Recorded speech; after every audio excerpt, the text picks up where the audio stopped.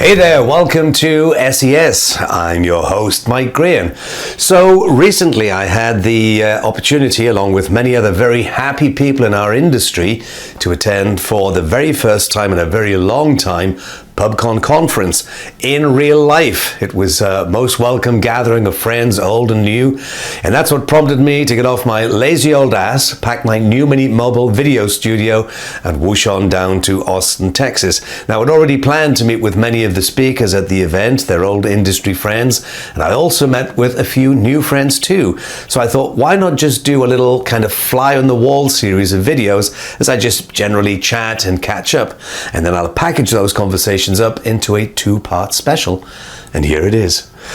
Of course, as a last-minute thing, there were a few challenges, both with the location, I mean where to set up the studio, and also on the technical side, as this was the first new out-of-the-box experience with my mini mobile studio. For the first part, the only place really to set up was in the corner at the end of a corridor, which is right next to the expo area of the conference. That's where all of the exhibitors and the sponsors were located. It was also the corridor leading from the main keynote room to other session rooms, and that meant there was a constant stream of attendees going back and forth, so it did get a little loud at times. I have to be honest and say, when I was set up and ready to go, I realized we looked a little like we were meeting in the corner of a doctor's waiting room or something. Nonetheless, and for the second part, the brand new kit, as usual, demonstrated that wonderful combination of its own technical issues and those of the idiot operating the kit, and that would be me. So that, combined with the camera being bumped around a little by passers-by, meant we had a spectacular range of odd camera angles. That said, there was a huge amount of fun had by all, and I really can't thank my friends and colleagues enough for taking the time to sit with me and quite simply chat about the industry, the conference, life in general, and a huge amount about AI and ChatGPT. Oh yes, a heck of a lot of that indeed. I honestly do feel so lucky that my drop by for a chat friends were part of this stellar roster of speakers. This includes so many leading experts in the field of SEO and digital marketing, including keynote speakers such as Gary from Google. Now, I know that sounds very casual, but I'm absolutely certain I completely mangled his surname during our chat, so I'm not going to do that again. However, if you've been in the SEO space for any amount of time, you know exactly who I mean.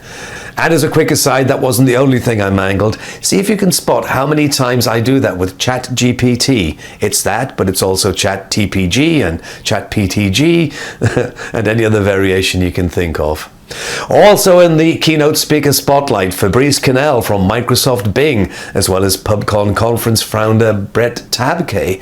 And I also got to sit down and chat with Lily Ray, Senior Director SEO and Head of Organic Research with Amsive Digital, Ash Nalawalla, author of the great book Accidental SEO Manager, the perfect pairing of industry stalwarts Duane Forrester from Yext and Ryan Jones of Razorfish, as well as the Queen of Schema, that's a little play on words there, Martha van Berkel of Schema-App, and serial entrepreneur, CEO and founder of Purelinq, Kevin Rowe. So my first guest on this two-part special is none other than Pubcon founder Brett Tabke. Brett is also founder of one of the first, I guess you could say, even though it was a forum, webmasterworld.com was actually very much a social media thing. It was absolutely one of the first online venues where webmasters, SEOs, paid search practitioners, and digital marketers generally could just go and hang out together. And then Pubcon became very much the live version of that. Now, I've personally known Brett since the dawning of time or thereabouts, but I hadn't seen him in person for years because of this pesky pandemic thing. So I was looking forward to catching up and chatting first of all about the conference industry and also his own excellent keynote. What was the subject matter of the keynote? Well, it was certainly on the tip of everyone's tongue for the duration of the conference: AI and ChatGPT. So let's do this and whoosh down to Austin, Texas and say hi to Brett Tabke. So you just did a great keynote. Thank you. So let's talk about the keynote in a second. I think what we should talk about first of all is conferences, about the conference industry, because when was the first Pubcon? 2000 in London. 2000, wow. So So more than 20 years, and then we just had this pesky little thing that happened called a pandemic. I mean, in terms of the conference industry generally, it just kind of virtually wiped it out. You know, 70% of the conferences under 500 people are gone.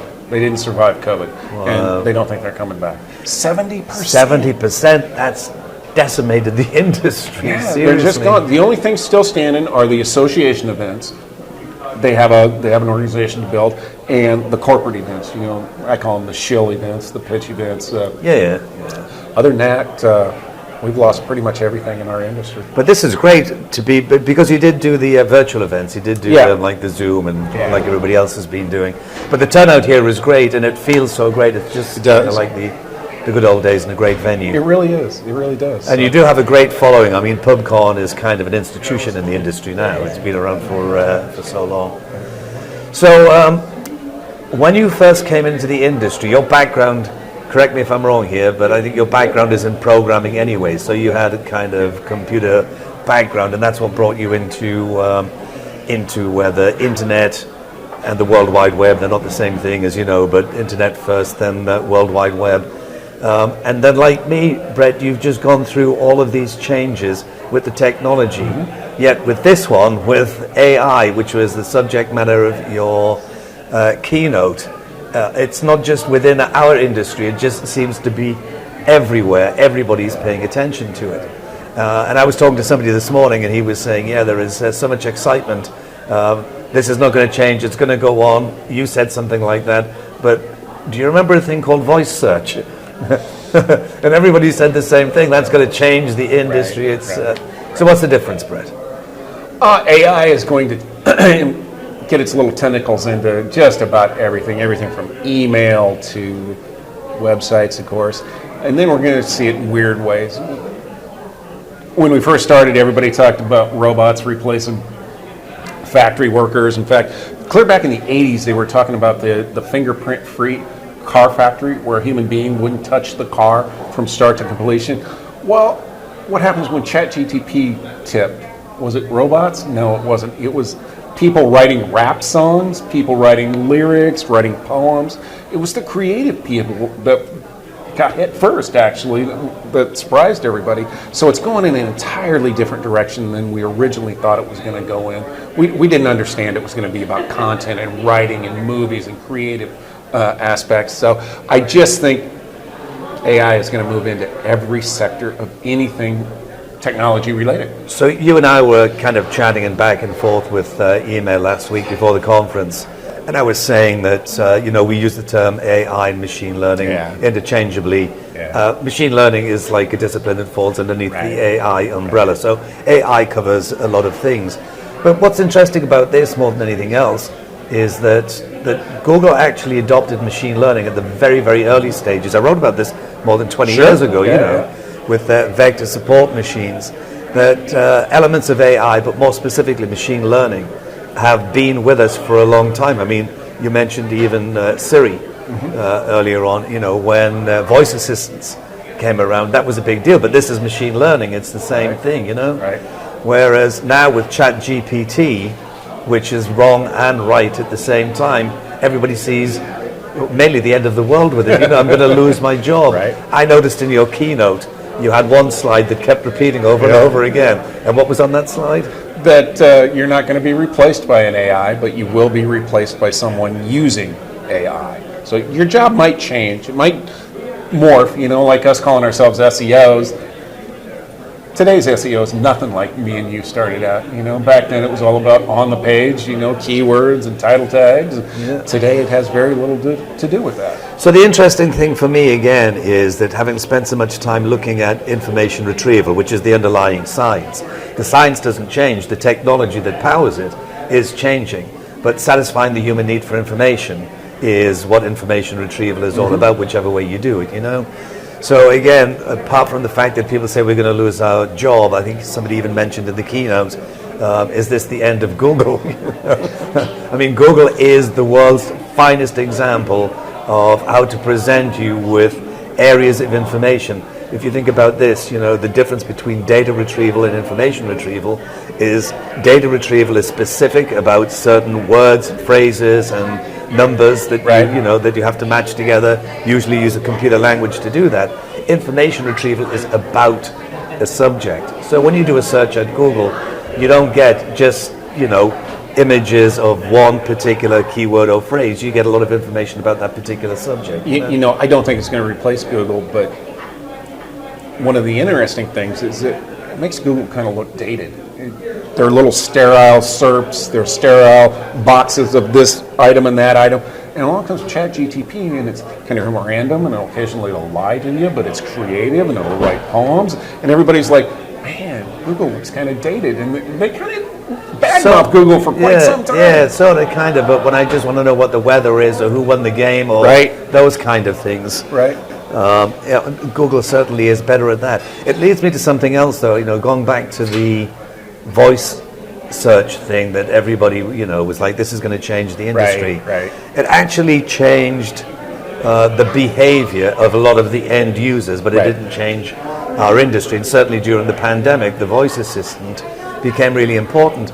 But I think ChatGPT and Lambda and these large language models are leading to a point where voice is going to be the universal interface between you and any other device. Yeah, definitely ChatGPT looks like a perfect replacement or augmentation for Siri, of course. Man, I can't believe somebody is just jumping right on that right now. Because that seems like the perfect marriage to me is ChatGPT and something like Siri or Alexa or Google Assistant, whatever it is, or even what's Microsoft's Cortana. Hey Siri, tell me this, tell me that. Handle this. Send Mike an email telling me yes. Don't tell me any lies. So I really think that's the big application. So I think part of the issue, again, goes down to the AI and machine learning and understanding the difference between machine learning and deep learning, which is more about neural networks. I mean, at the end of the day, machine learning with ChatGPT is taking user input and what data is available and then uses that data to give you some kind of output. I mean, deep learning and real strong AI, when it gets here, will actually independently be giving you some kind of answers and giving you some kind of a reasoning. Agreed. I did actually say that as an example, that when we talk about weak AI, we're talking about a Siri or an autonomous vehicle. Like I said, you ask an autonomous vehicle to drive you home, it'll drive you home. You ask Siri to order you a pizza, she'll order you a pizza. But if you ask Siri to drive you home or the vehicle to order you a pizza, you're hungry all day and going nowhere, Yet. Exactly. So the technology will get better, it will improve. But so let's focus it back into SEO. When we first started, was all about the fact that there was this piece of archaic software called a crawler, trying to bring in all of this content on the World Wide Web and make it available, and then it had problems because you had something called JavaScript, and then it had problems because you had something called session IDs, and it was all pretty fundamental stuff that we did then. Now Google, and with the assistance of machine learning, is so much smarter.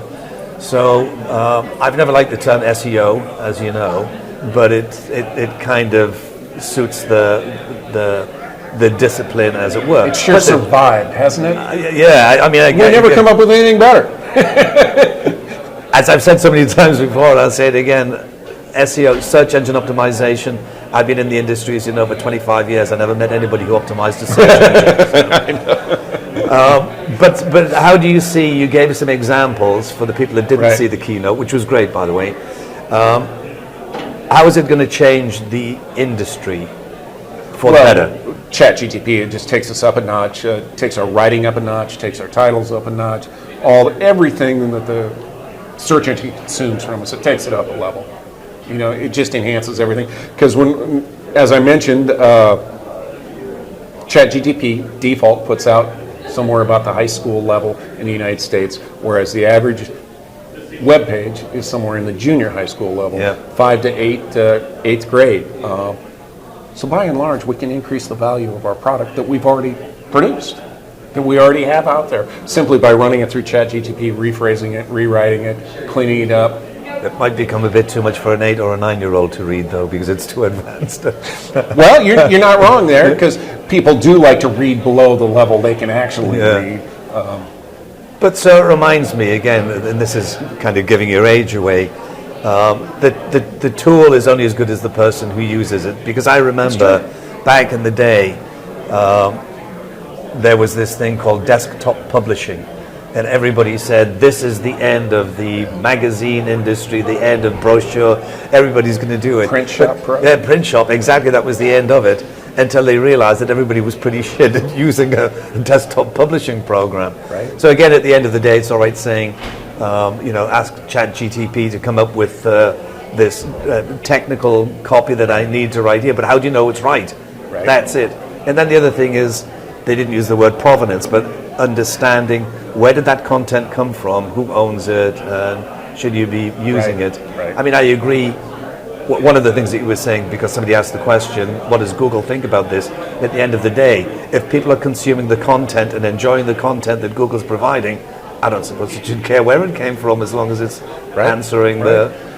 And, give it credit. If you use ChatGPT, put it as a co-author, Hey, why not?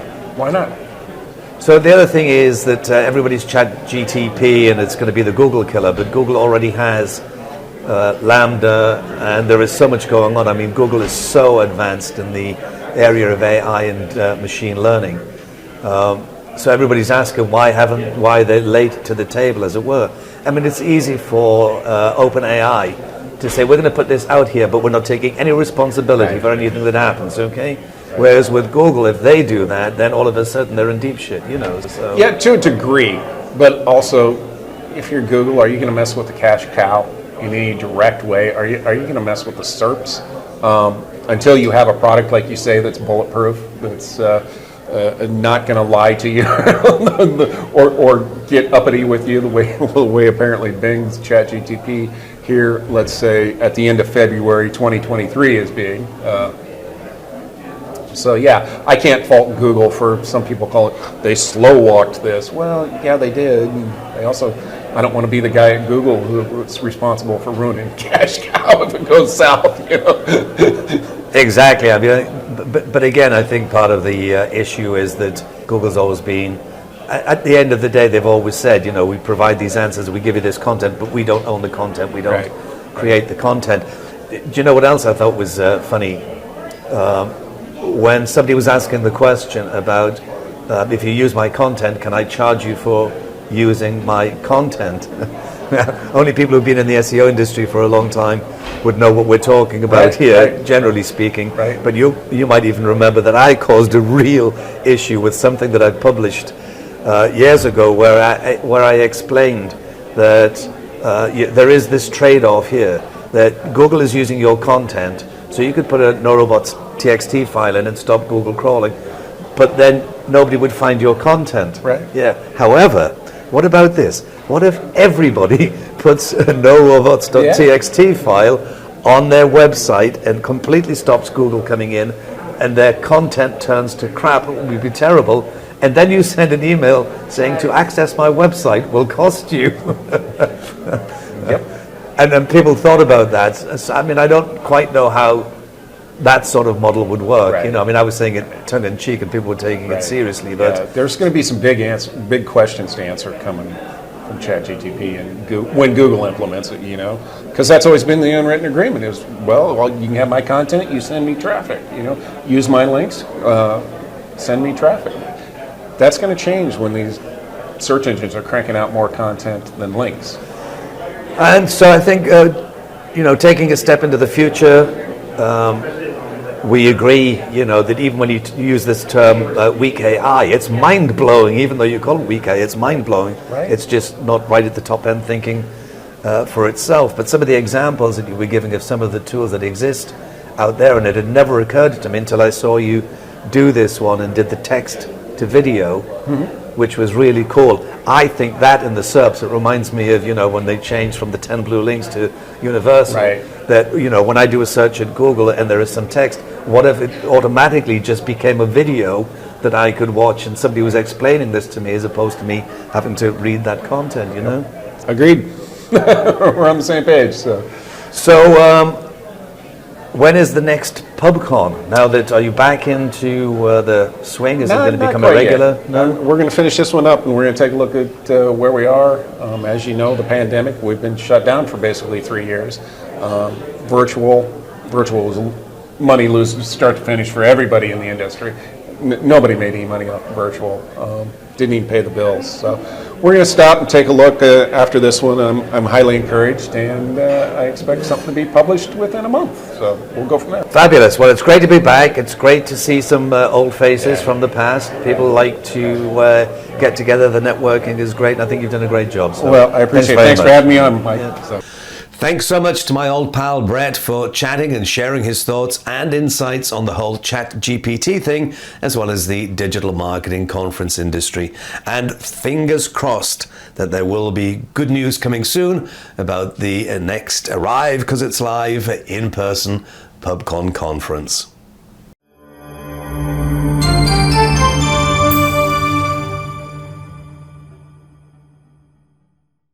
Given that my next guest is instantly recognizable if you work in the SEO space and search generally, I'm very lucky that he had time to sit down and shoot the breeze with me at all, because as Google developer advocate at Google, every SEO wants to try and get a few minutes of Gary's time. And he really does go out of his way to answer as many questions as he can, or sometimes just able to, for all of the conference attendees.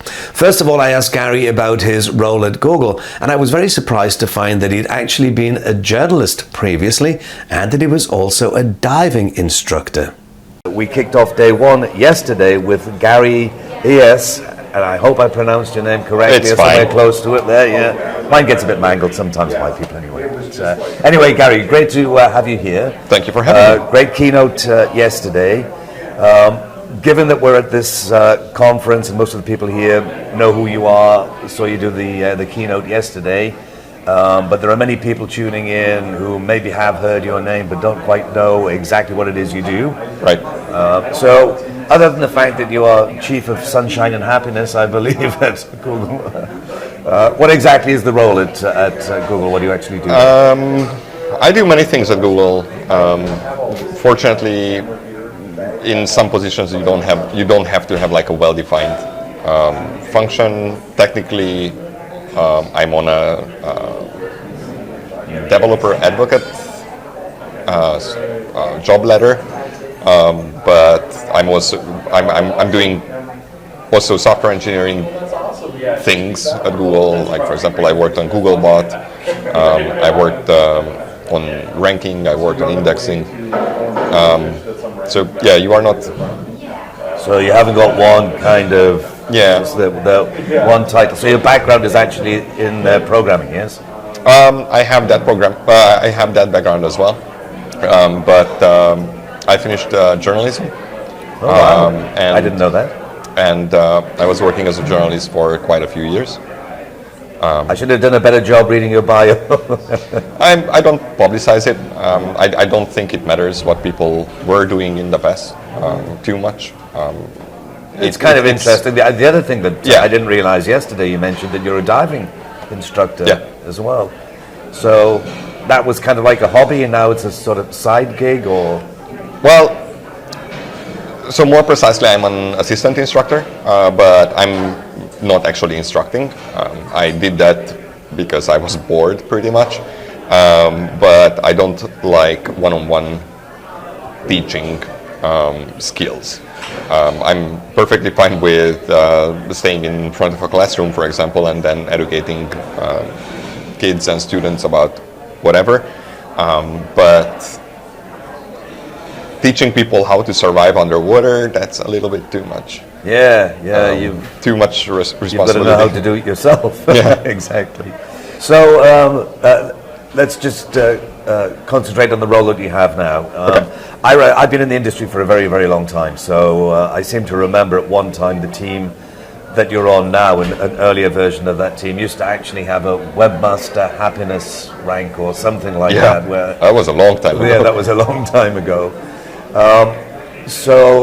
When I first came into the industry, in fact, I've just been talking to quite a few of the SEO guys who've been around for a long time. The job that we had then, the job that we did, has changed fairly dramatically, and seemingly it's going to change a great deal more, given all of the conversation about AI. I don't want to get too deeply into that, but the role of the SEO, basically at the very beginning, was to assist a very kind of primitive crawler pick up some content and help you guys to try and make some sense of it.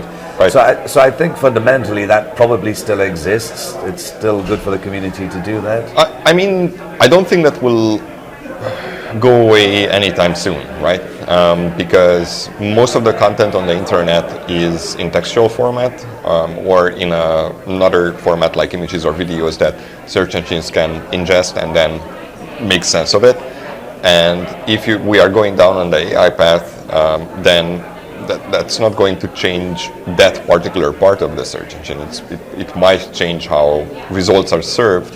For example, definitely changes how the ranking is done, because, like, as you know, Google has been using AI for a very long time for figuring out what's the best result for a certain query. But presentation-wise, things might change. I don't know for the better or the worse, but yeah. So I kind of think it's a little bit like, I mean, it's certainly vastly removed in terms of the technology, but you know, when we first started doing this kind of work, and like I say, it was mainly about crawling. The result that you would get from a search engine, Google included, is 10 blue links.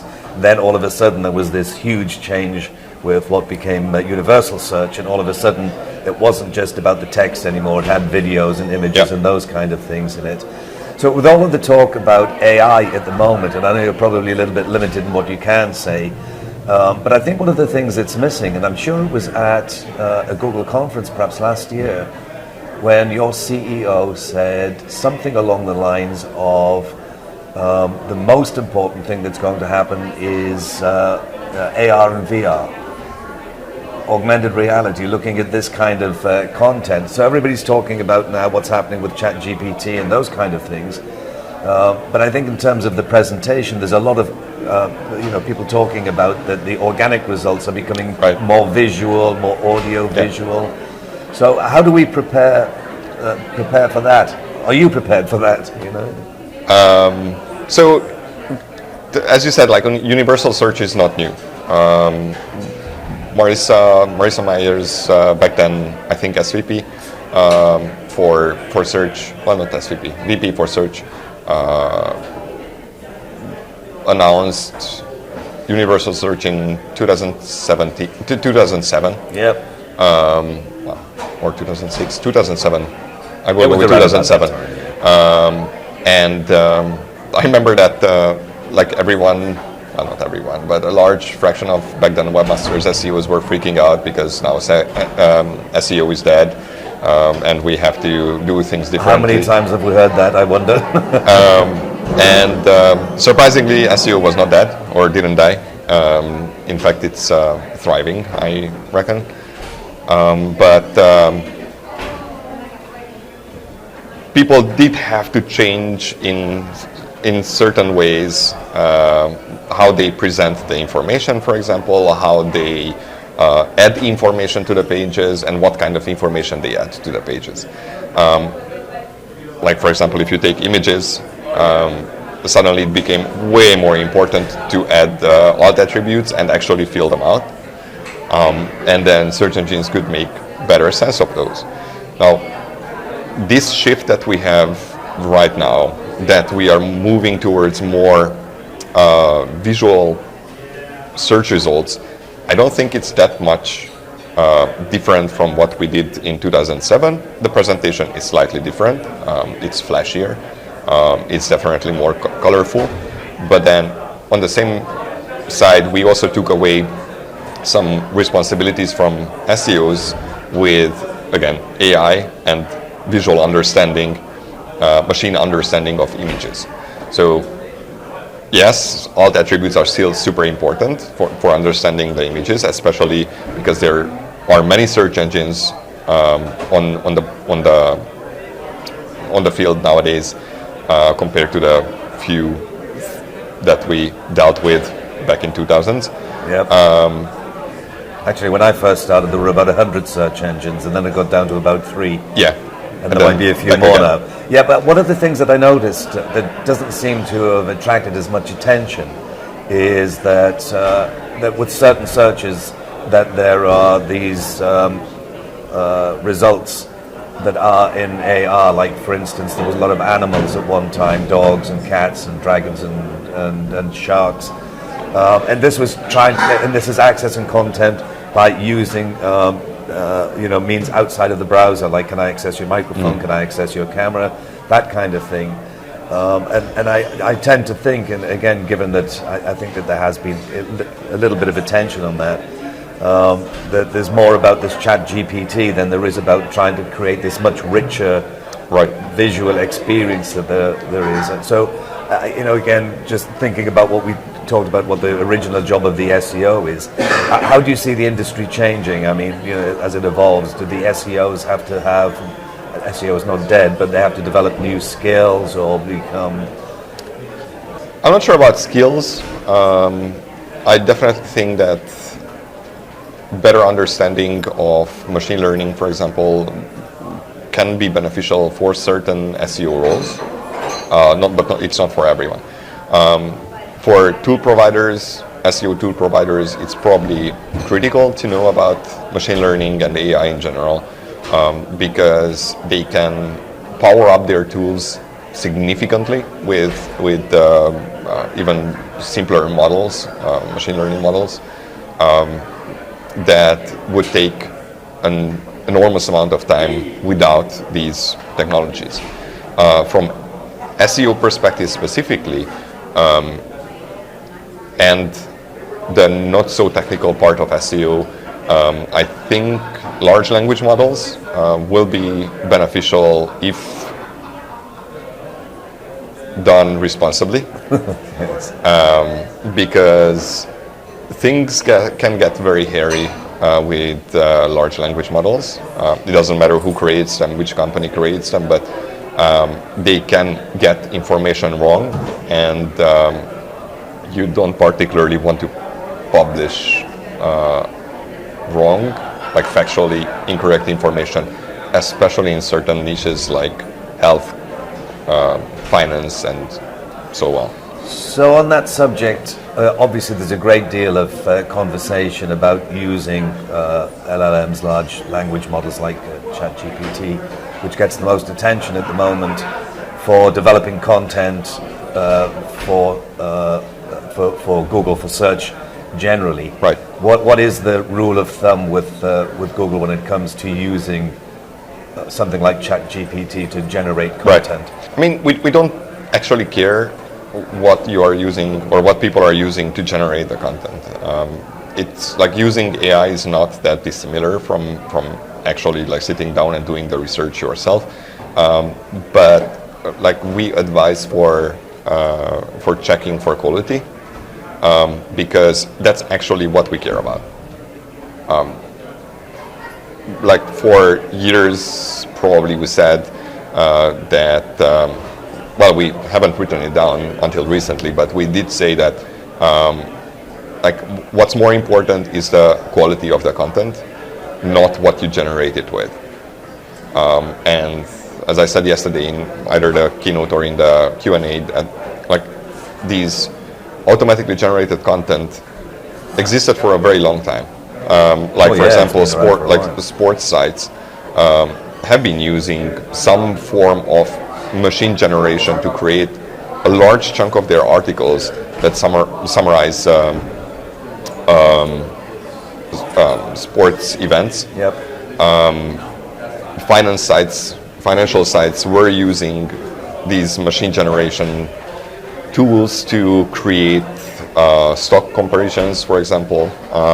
So it's absolutely not new, but there were people behind those articles in the sense that they were reviewed for accuracy and for quality in general. QA, yeah. I mean, if you think about it, when you mentioned before with the journalist background, even a journalist writing a story has an editor and somebody who copy edits and has a look at it. So it's basically the same kind of thing, I guess. Yeah. So the other thing that I wanted to talk about again, it was very, very, in vogue for a while. But there's been quite a lot of talk about indexing the web. It grows exponentially still every day, how difficult it is to do that. I've always felt that I had a conversation with a guy called Brian Pinkerton, who was the inventor of WebCrawler, which is one of the very first search engines. And I remember that conversation over 20 years ago. We talked about the notion of being able to let a search engine know whether the page has changed, so it doesn't have to be crawled over and over again, because even then he was saying the overhead of crawling every page just to find if one word has changed, and it's a very expensive thing to do. So we talked about the idea of having some kind of like XML feed where you could just feed that to the search engine and say, don't bother crawling us because we haven't changed, kind of thing. It was a bit primitive, the thought back then, but it was an early idea on structured data, So we understand what can happen with structured data now for rich snippets and changes in those kind of results. But my guess is, and do please correct me if I'm wrong here, that if you have that kind of system in place, that it could reduce the overhead that a search engine like Google has by just being able to feed information directly to the search engine without it having to come and crawl each page over and over again. So this is a two-edged sword because what we see nowadays is that most of the unauthenticated traffic that we get is basically spammers trying to get their content on the internet. It actually became a huge problem, like how much spam ingestion we get. And it's not necessarily for the benefit of literally anyone, but that one spammer who's pushing the content. So what we are looking at is more intelligent ingestion with existing technologies. And then we are also looking at newer technologies like Index Now and testing what can we do with it. But in general, we are trying to just work with what we currently have, not trying to put overhead on webmasters, site owners, and SEOs. And technically, it can work, especially because since WebCrawler, which was actually one of the first things that I used when I came on the internet. Really? The resources are much more readily available to web crawlers and search engines and whatnots. Processing power is actually not that expensive anymore, and it's getting cheaper, especially when we are not in a crunch period. So going back to AI as well, like using machine learning, we can do much better approximations about how often content changes on certain pages. We can do much better approximations about whether something has to be crawled or not from quality perspective. And sometimes people are complaining about it because my content is so high quality, and then you are not crawling it, but then when you go to the page, it's basically a made for AdSense site. And it's like, why would we crawl it? I don't think that we need to change much from ingestion perspective and crawling perspective, but we are definitely looking at how to support larger efforts to make sure that everyone benefits from these newer technologies. I was mentioned to the audience, you probably realized we are actually live at the conference. It is happening around us. So I guess probably the best place to wrap it up, Gary, is obviously the reason that the people come to this conference is to pick up anything new, as much information, to learn as much as they possibly can. Is there anything specific that you would say to the SEO community, that it's better to spend more time here than there, or? If I want to be snarky, then I would say take a chill pill. because Because everybody is freaking out, yeah. because we said this, like SEO is dead every 7 or whatever cycle it is, Yep. every few years, and it's not that productive to like kill SEO every few years. It's not happening. Like you and I went through many of these cycles. Absolutely, like yeah. Florida updates killed SEO, then Universal Search killed SEO, then Panda killed SEO. Like it's still there. Like we still have these conferences, so it's not as bad as people think it is. Focus on the new technologies, and invest in them, but don't put everything on one table. You have probably lots of bets to choose from. Putting everything on one table is probably not productive. And yeah, just take a chill pill and just sit down, take a deep breath, and be There you are, you heard it directly from Gary. You can relax, chill out, guys.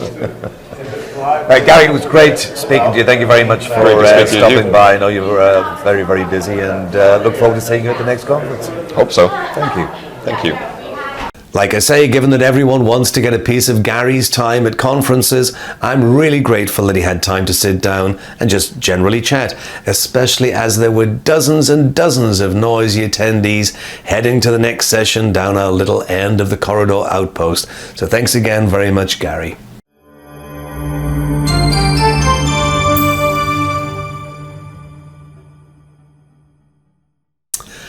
She may not be the Queen of Sheba, but she certainly is the Queen of Schema. Little play on words there. Martha van Berkel is co-founder of Schema-App and one of the foremost authorities when it comes to structured data and linked data. Everyone in the SEO industry is aware that Google's knowledge graph is a big deal. It's a prime example of how Schema can work, but there's a lot more to it than just that. And as Martha points out, the combination of structured data and machine learning is a perfect match. So with all the talk of AI going on, Schema is your website starting point.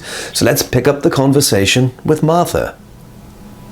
Martha and I have known each other for, I don't know, a good few years, and have had the opportunity to work together on a few accounts in a very specialized area. And I've talked to a few people today about the importance of structured data, but nobody knows it better than you do. Well, thank you. And nobody knows you better than you do. So instead of me telling people who you are, give us a little bit of background about who you are and what you do. Sure. So Martha van Berkel, I'm the CEO and one of the co-founders of Schema-App, and we are an enterprise solution for doing structured data at scale and doing it properly in knowledge graphs, which, you know, there's nothing more fun than being at a conference where everyone's talking about AI and machine learning and knowing that if you do your structured data properly, you're really set up for that. We want to help you be. Yeah, absolutely. Yeah. So here's the interesting thing. A lot of people who come into the industry start off as like maybe a web designer or back-end developer or something like that. But you started very early on in this area of structured data. So what was it that prompted you to start this company, the name of which is written right here? Oh yeah, so isn't it good branding on my part, right? Absolutely. So I actually grew up in enterprise, right? So I grew up at Cisco Systems, like the big Cisco, where I did sort of product and innovation. And one of my things I loved was speed. Like I wanted to move faster, do kind of new things. Which is very difficult to do in an enterprise. It's really hard to do. Hence probably why I got frustrated when I was there. And my co-founder at the same time is a semantic technologist.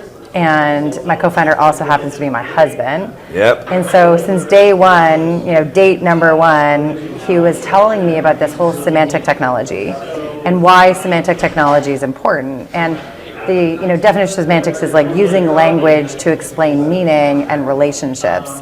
And so he was exploring like how does he apply that knowledge and the fact that he's an expert in this space, in a way that the world cares about. And we came across schema.org back in 2011, so this was 2013, and he was like, I actually think like the SEO space, really like they're still learning about this and it's still really new. And so he started playing with it to say like, hey, I think we can generate knowledge graphs, which is like the proper way of doing semantic markup, and hence Schema-App was born. And at the same time, I was finishing up at Cisco, and I was eager to do something, learn something new, and so I love talking to people, explaining things, and innovating. And so we really sort of matched those two kind of skills that we had, and Schema-App was born. And at the same time, I was finishing up at Cisco, and I was eager to do something, learn something new, and so I love talking to people, explaining things, and innovating. And so we really sort of matched those two kind of skills that we had, and Schema-App was born. So when you started Schema-App, how much explaining did you have to do to people to? Yeah, I know, it's crazy to explain the difference between what it is that you were doing and the way that the web is linked together compared. So if you think about linked data, is a different way of thinking about how content is linked compared to linked web pages, you know? Absolutely, yeah. So backlinking's different, right? In fact, I would say backlinking, you might say, is like a first step towards understanding how things are connected. But I think when I started, and I didn't know anything about SEO. So I was one of those junior people who had no idea, who had to just be like, well, let's figure, I'm supposed to sell this thing, so I have to actually do it. So I was the first customer success manager. I used the tools first, figured out, ask questions on well, why do I have to connect these things? And I think if you go back to how Google works, right? So Google has to figure out how to deliver links or pages that answer questions. And the only way they can do that is if they understand the content. And so the whole idea that but the content then has to be connected to these topics because people are searching for those topics, and to be of service, which I always love, I always quote you, Mike, on the search engines being service, it has to be able to connect all those dots, literally that simple language of connecting dots. And the fact is that in those very early days, when I used to pitch semantic search marketing, it was you can take control of how you're connecting those dots to let the search engines truly understand. And in 2013, 2014, people weren't ready to understand that. People didn't want to hear that.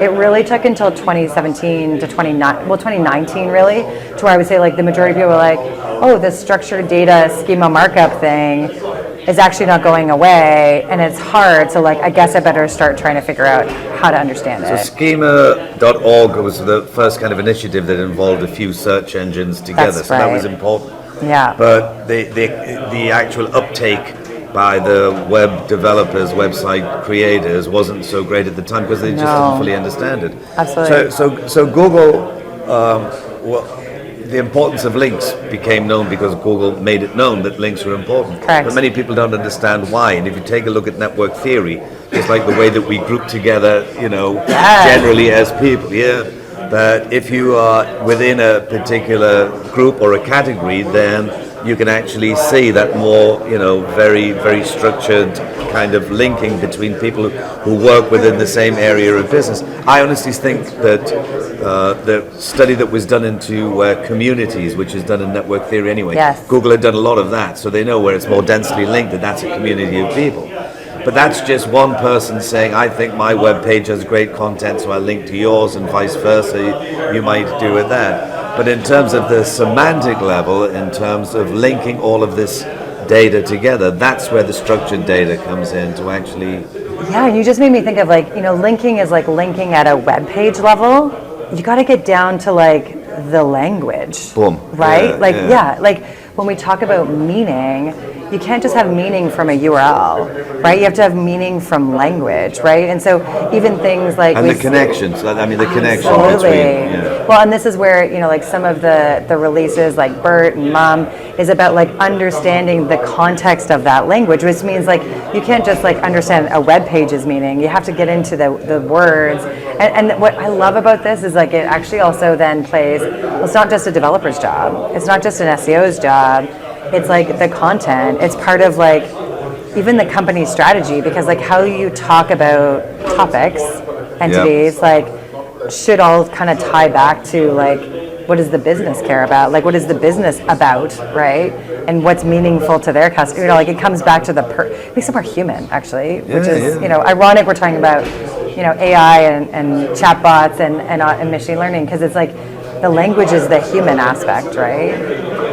And to get a better understanding of it. So most people would ask you, I'm sure, why should I do this? Will it help me rank better at Google if I do structured data? You know, one of the things that I said, a quote that I made a long time ago, and it's been used time and time again, is that when people were looking at Google and trying to figure out how they ranked things, and they would say, you know, it's a black box. Google is a black box, this algorithm. Nobody knows what goes on inside the black box. And I would say, do you know what? Google's looking at you, and you are a black box, and it's trying to figure out what goes on. So the closer that you two get together sharing some information, the sooner you'll know. So the linking of web pages together and creating a community, but then understanding the language within that community is where the structured data begins to help, you know. So trying to explain to somebody who's perhaps not as advanced as you are in understanding the technology that goes on, what would be the importance of me as a business owner being involved in a knowledge graph, and how does that work anyway, you know? Yeah, and actually I got the chance to talk about this like this week at Pubcon. So part of it, it's about like still your business goals. Like I always like to break it down. If like you're trying to get new leads, new engagement, like and compete, right, against your competition, like you could have to like figure out how you show up, right? And the showing up doesn't happen when they get to your webpage. The showing up starts in the search engines. And so my always like first reason for doing it is like, do you want to like have an engaging, you know, just like when you meet a person, right? Like, do you want your result to be engaging and share information that like makes me want to engage? Or do you want to just like have a boring blue link? And the fact is like, if you do structured data, you're going to stand out from the crowd. And then I think the better part is then there's data and ways to measure to say, are those engaging results then converting? And then like the business case is easy, right? Like the answer is yes, they do convert better. You can measure it. And then how you standardize and think about like, well then what is, you know, what do we need people to engage with, right? What are the articles we're writing? What are all the things that I'm investing money in to produce? Like you would want it to look its best. And I think about like when, you know, like you want to make a first impression, right? Like, are you going to work hard to make sure that, you know, like you've got your haircut, you're wearing, you know, your fancy shirt, you know, like you're kind of coming up with a smile and standing tall, you know, same thing with your search results. Just wondering about my haircut and my shirt. You're looking great. You're looking great. Yeah. And then the second reason, you know, and I think this one's the more timely piece is, you know, I recently asked ChatGPT, like, why are knowledge graphs important? And knowledge graphs are like when you connect all your data, that sort of that web, all that linked data. And I say knowledge graph because like you can do schema where it's not connected, but like proper connected schema, like what we do at Schema-App. And ChatGPT was like, because it's foundational for machine learning and AI. Boom. Like, so if you don't believe, you know, the chatbot, you know, like, or believe me, right? Like, but it's really, is why actually semantic technology is something that we're so excited about. Because it also increases searchability. It also increases, like, allows you to bring all that data that's in different places in your company that you put on your website into one place, which allows you to query it better, get insights from it, and intent. And that's like why, like from a strategic perspective, you know, if you're not doing it today, one, you want to make a good impression, but two, like, do you want to be, you know, being competitive in this new space? Like, you know, this is, you know, I'll say an early concept, and like Bing is going to ask people to change behavior and interact with data differently. You have like people can do things today to be prepared for that. So I think that's, so to me that's like the urgency now is there because of that change. So if you look at AI, which is an umbrella term, and people just use it like it was one thing, you know, the schema that you do, the structured data, is actually an element which, you know, fits perfectly under AI. Right. Information retrieval, the area that I come, fits perfectly under AI. So people have to understand that it is this umbrella term, and there are so many areas.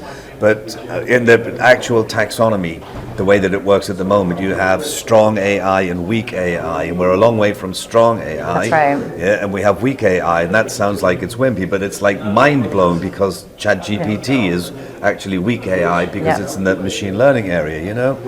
So it's going to be a while before in the strong AI, which is deep learning, where even Google can look at all of this unstructured data and then make sense and make a decision about that.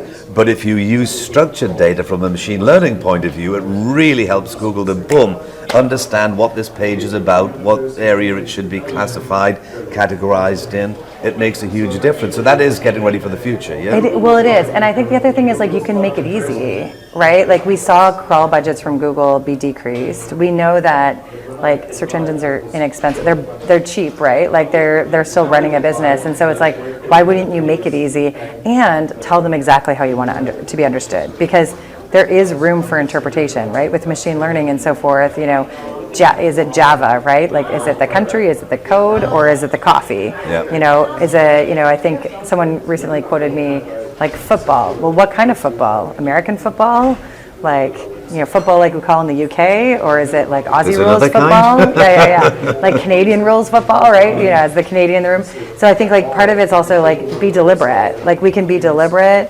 And then I'm just excited about, like, where this could also enable other things in marketing, right? Because if you think of it bringing data across, like, all these different places together in a common language, you can actually query it and do other things. And so I'm really excited. We're exploring, like, personalization. Like, how do we pull in taxonomy and language?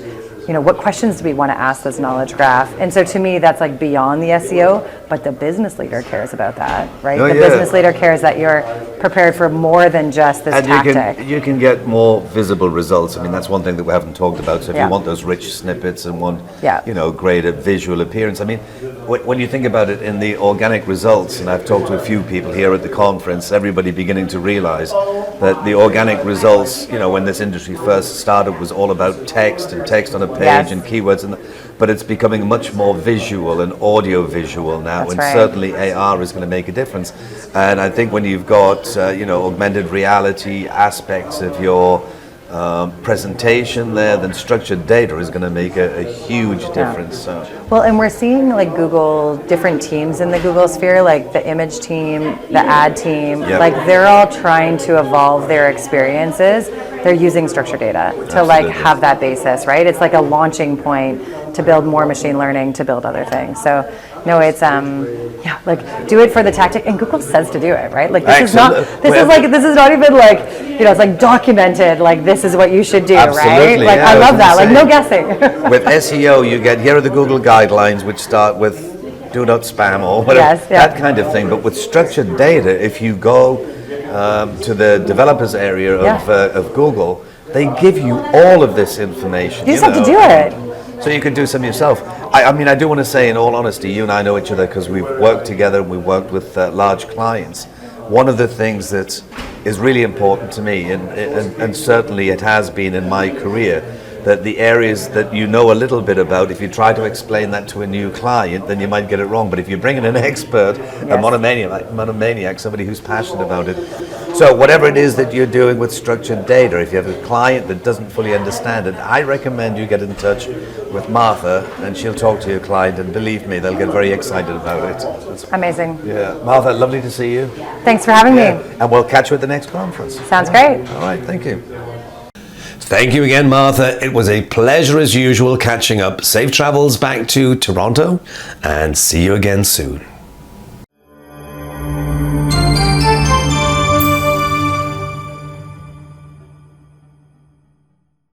Much as I thoroughly enjoy all the conversation with friends and colleagues about the industry and ChatGPT and ChatGPT and ChatGPT, it's always nice to be able to find out a little more about them personally. So my friend Kevin Rowe is a successful entrepreneur and founder and CEO of the digital marketing agency Purelinq, based in Miami.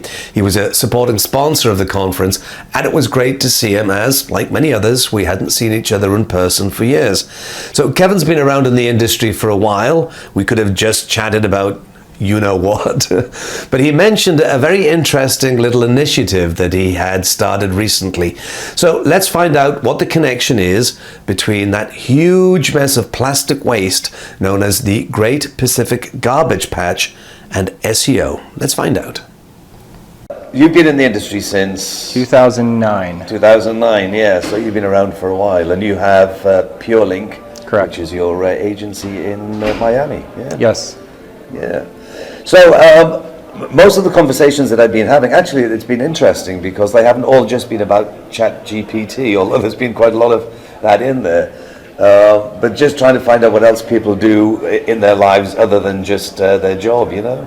And you and I were chatting yesterday, and of course we started talking about the industry, but then you mentioned to me that you've got this new initiative that was going on, which I thought was really a very cool idea. So do you want to give me a kind of indication of how you had this idea, how it started, and what the intention is?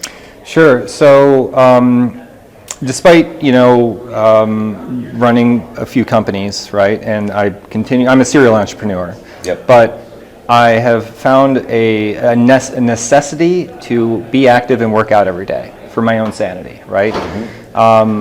And when I moved to Florida, one of the things, I've always had a passion for sailing, so I'm a sailor. I have a passion for free diving as well. I learned to free dive when I moved to Florida, and spearfish. Wow, you're an action man. I try to do a lot of things. And I'm an autodidactic. I love to learn. And so I just love to learn new things. This is it's just an addiction for me, but also it keeps my sanity, right? So I think any serial entrepreneur has that insanity to them. You've got to be a little bit crazy, I think, to do some of the things that you do and make some of the decisions that you make. You do. But we were free diving, and if you know how free diving works, you do a breathe up. So you're sitting out in the middle of the ocean, you're holding onto a small buoy with a few people, and you start by looking down at so you're just looking down to the deeps of the ocean. Well, one day a pilot whale swam under the group of us. A pilot whale is, could be like a 10 to 15 foot long white whale. Wow. And it's one of the most beautiful scenes I've ever, the most amazing experiences of my life for sure, aside from obviously having my daughter and what I do with her on a daily basis. That's number one. But in that experience, while that whale was swimming by us, followed by the whale was plastic bags. Wow. And not small ones, pieces of plastic. So for me, I've always been, being in the water, and so obviously I swim as well very heavily. So I've done Ironmans, half Ironmans, and so I spend a lot of time in the water doing things: sailing, swimming, free diving, spearfishing. I have to tell you, when I'm in the water, I'm on an airbed sleeping. That's seriously. So that's when I came up with the idea of SEOcean. So what I want to do is raise awareness in the SEO community about the ocean plastic pollution problem. I think that's all I can do. SEO community is my community, and it's not all I can do, but it's something I can do now, which is a part of, it's a part of something that I'm already doing for my companies, right? So if I can integrate that into part of my marketing, and it doesn't cost any extra, it doesn't take any more time. As a matter of fact, I have gained a lot of interest in the SEO community about this specific problem. And so one idea, I prepared for this about 3 weeks ago, and then I started to design and print my own trade show swag out of recycled ocean plastics. Yep. So the idea for me was that trade show swag, I'd say a vast majority of it ends up in the dumpster. Yeah, it gets thrown out. Yeah. It gets thrown out. So instead of bringing swag to give out to people, I'm using this as an opportunity just to raise awareness that show people that you can actually create create your swag out of recycled ocean plastics. So I've designed the process to do this. I found a supplier for 3D filament that is made out of either plastic that's on its way to the ocean or plastic that's being pulled out of the ocean. And what I'm going to do is I've actually seen a lot of interest. We've been hearing about this. Yeah. How big is the problem? Yesterday you mentioned to me like this.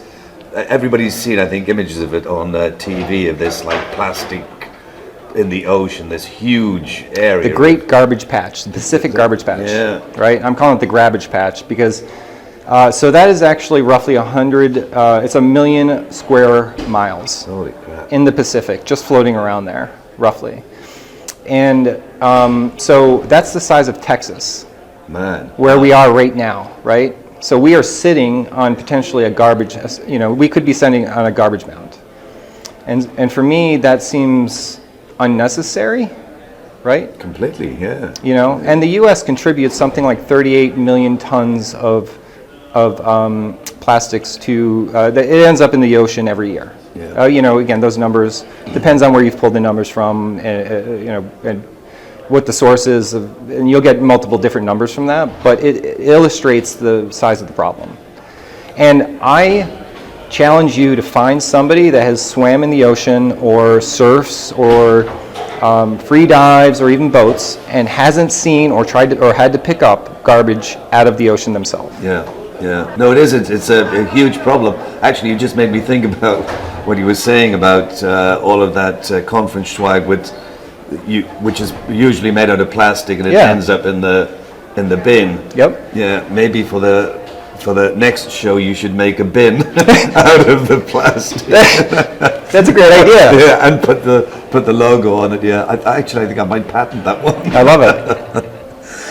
So, how do you take the initiative forward? What is it that you need to do? I mean, we're going to have some people watching this. What do you want to ask people to do to help to support this? Do they join a club with you and only use plastic from the ocean, or? So I'm still developing this. Again, I signed up for this show for Pubcon roughly 30 days ago, and a week after that, I started developing the SE Ocean initiative further. Wow. So it's still evolving, but you can go to purelinq.com/SE Ocean, SEO, SEOCESN. Okay. I was looking at that backwards. That was a little hard to read backwards. And it was upside down, but so I'm still developing out the content on that page. I'm going to actually develop out more of a subdomain for it, and then I'm going to give everybody how I'm going to give all the instructions about how I actually made this material, or made this swag. I'm going to give them the suppliers for the 3D, the filament that is used in the 3D printers. And then I'm also just going to, you know, and if you can just share the page. The big part of it is if you can share the content that talks about this issue, right? That's the biggest thing I think anybody can do. It's very simple. And I'd say that's like step number one. But anybody that's listening to this who is going to be doing a trade show in the future, I challenge you to think of ways that you can use recycled ocean plastics in your trade swag instead of creating or ordering it from a printer that's going to just use new plastics. exactly, rather. which just introduces more into the ecosystem. So, sorry, the URL again, it's purelinq.com/SE Ocean. SE Ocean. SEOCEAN. So go and visit that page and do whatever you can, because I think Kevin, who always has these brilliant ideas, this is a good one. I think it's a really good cause, and go ahead and support. And Kevin, thank you very much for coming in to join me. Thanks, Mike. And that URL again, the right way around and the right way up, purelinq.com/SE Ocean. And you'll find a lot of information about just how bad the plastic in the ocean situation really is, and how you can help just a little to eliminate at least some of it. And that's it for part 1 of this 2-part special. Part 2 is available right now. I'll see you there.